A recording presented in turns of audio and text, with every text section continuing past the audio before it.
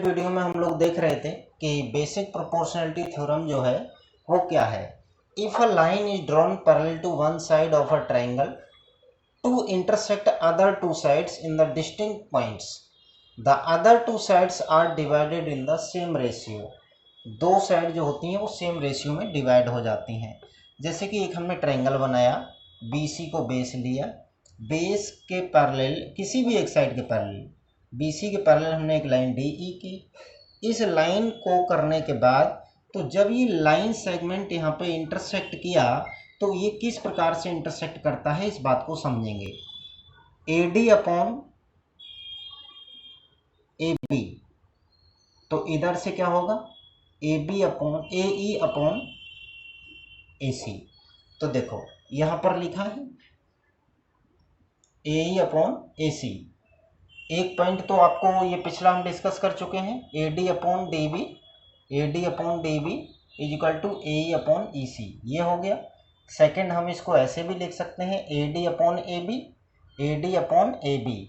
तो AE upon EC, ये दूसरा पॉइंट डिस्कस कर चुके हैं। तीसरा, छोटे ट्राइंगल का छोटा साइड और बड़े ट्राइंगल का बड़ा साइड। छोटे ट्राइंगल का एक साइड और उसका बेस, बड़े ट्राइंगल का एक साइड और उसका बेस, उसी क्रम में लेंगे जिसमें है। इसको और भी अन्य प्रकार से लिख सकते हैं, जैसे अभी मैंने AD लिया था तो इधर हम AE लेकर के भी लिख सकते हैं ज़रूरत पड़ने पर। AE upon DE is equal to AC upon BC, right, ये भी बना सकते हैं। अगर आप इनके रेसिप्रोकल करना चाहते हैं तो इनके रेसिप्रोकल भी कर सकते हैं। कंडीशन है कि जब आपको दिया जाए कि एक पैरेलल लाइन ये है तब हम उन्हें रेशियो में इस प्रकार से लिख पाएंगे, और जब ये लिखना हम लोग सीख लेते हैं तब इसके बाद में इनके क्वेश्चन प्रूव कर पाते हैं। ठीक है, चलिए अब इसका ही जस्ट अपोजिट है कि अगर ऐसा मिल जाए कहीं पर रेशियो बराबर आ जाए तो हम कह सकते हैं कि वो लाइन जो है वो पैरेलल होगी। ठीक है, चलिए तो इस पे हम लोगों ने क्या देखा। अगर हम इस डेफिनेशन की बात करें तो डेफिनेशन पे क्या है, जैसे कि हमने यहाँ अभी इसके पैरेलल लिया था और कहीं हम इस साइड के पैरेलल लेना चाहते हैं एक लाइन, तो कुछ इस प्रकार से हो जाएगा। तो ये जो अदर टू साइड्स हैं, ये दो साइड जो हैं, इनको डिस्टिंक्ट पॉइंट पर इंटरसेक्ट करके ये दोनों के रेशियो को सेम कर देता है। ठीक है, तो क्या कहेंगे, if a line is drawn parallel to one side of a triangle to intersect other two sides in the distinct points, the other two sides are divided in the same ratio. या तो यहाँ पे divided in the same ratio लिखा जाता है या लिखा जाता है साइड्स आर प्रोपोर्शनल। ठीक है, इन बातों को ध्यान रखें।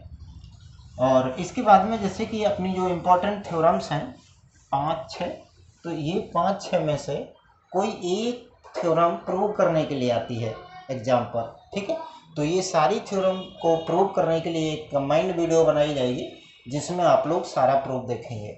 Converse of BPT basic proportionality theorem का ही जस्ट अपोजिट है। बीपीटी का जो फुल फॉर्म होता है वो बेसिक प्रोपोर्शनलिटी थ्योरम है, और इसका एक दूसरा नाम भी होता है, थेल्स थ्योरम के नाम से भी इसी को जाना जाता है। ठीक है, if a line divides any two sides of a triangle in the same ratio then the line is parallel to the third side. क्या बोला है, ऐसे कि जैसे एक ट्राइंगल है, ठीक है, इस ट्राइंगल में अगर इनके रेशियो सेम है, ठीक है, इन दो साइड के रेशियो सेम आते हैं, तो कहेंगे कि जो ये लाइन है ये पैरेलल होगी किसके, BC के। ठीक है, if AD upon DB is equal to AE upon EC then you can say D parallel to BC। जो अभी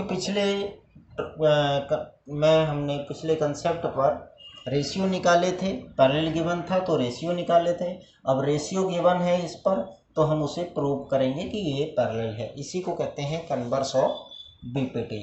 कन्वर्स ऑफ बीपीटी। नेक्स्ट है पाइथागोरस थ्योरम। पाइथागोरस थ्योरम क्या होता है, इसको आप लोग 6, 7, 8 क्लास से लगभग पढ़ रहे हैं, 8th, 9th, 10th में। तो पाइथागोरस थ्योरम में क्या होता है कि हाइपोटेनियस का square is equal to perpendicular का स्क्वायर प्लस बेस का स्क्वायर। ठीक है, जब राइट ट्रायंगल होता है तो राइट ट्रायंगल में ये दोनों साइड ईच अदर परपेंडिकुलर होती हैं, ये हाइपोटेनियस होता है, इसे परपेंडिकुलर कहेंगे या इसे बेस कहेंगे। ये कंसेप्ट ट्रिग्नोमेट्री में क्लियर कराया जाता है, इसे बेस कहेंगे या इसे परपेंडिकुलर कहेंगे, हाइपोटेनियस दोनों कंडीशन पर सेम रहता है। अगर आपने ये एंगल लिया तो इस एंगल के अकॉर्डिंग परपेंडिकुलर ये वाला होगा, और अगर आपने ये वाला एंगल लिया तो इसके अकॉर्डिंग परपेंडिकुलर ये होगा। एंगल के सामने वाली साइड को हम लोग परपेंडिकुलर बोलते हैं। ठीक है, ये कंसेप्ट है वो ट्रिग्नोमेट्री के लिए बहुत इम्पोर्टेंट है। और यहाँ पे अभी हम लोग समझेंगे कि जो पाइथागोरस थ्योरम है वो क्या है। पाइथागोरस थ्योरम में बताया गया है कि in a right triangle, right triangle के अंदर, राइट ट्रायंगल जो होगा उसके 90 डिग्री वाले एंगल के सामने वाली साइड को हाइपोटेनियस कहेंगे, जो सबसे बड़ी साइड होती है। Right, the square of the hypotenuse is equal to the sum of the squares of other two sides. बाकी के दो साइड के स्क्वायर के सम के बराबर होता है। जैसे हमने इसे लिखा A B C right angled at B, जिस पे राइट एंगल्ड एट लिखा होता है उसी को हम ये पॉइंट इस वर्टेक्स का नाम देंगे। तो फाइनली यहाँ पे हम क्या कह सकते हैं, यहाँ कह सकते हैं A C square is equal to A B square plus B C square. Right, ये है, इसको कहते हैं पाइथागोरस थ्योरम। अब इससे क्या है कि पाइथागोरियन ट्रिपलेट होते हैं, उनको आप चाहें तो याद रख सकते हैं, 3, 4, 5, 5, 12, 13,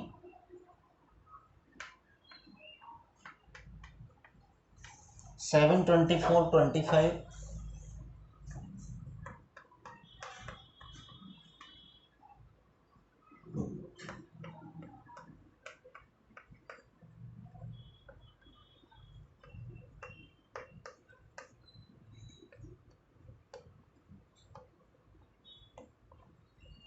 कुछ ही इम्पोर्टेंट है जो कि आपके एग्जाम्स के लिए बहुत इम्पोर्टेंट है। अच्छा, इनसे सर क्या कोई ऐसा क्वेश्चन बनेगा जो हम बहुत आराम से सॉल्व कर पाएंगे? जैसे कि जब ऑप्शनल क्वेश्चंस आते हैं और उनमें 4 ऑप्शन होते हैं, उन 4 ऑप्शन के अकॉर्डिंग हम ये चीज़ सॉल्व कर पाते हैं। वो कैसे कि जैसे कि ये है, अगर ये यहाँ पे लिखा है 3, यहाँ पे लिखा है 4, तो आप डायरेक्ट इसे कह सकते हैं कि ये साइड 5 होगी। सर कैसे? 3 का स्क्वायर 9 होता है, 4 का स्क्वायर 16 होता है, दोनों को ऐड करोगे 25, जो कि 5 का स्क्वायर होता है। राइट, बाय द वे यहाँ पर 6 है और यहाँ पे 8 है, तो आप डायरेक्ट इसे 10 लिख सकते हो।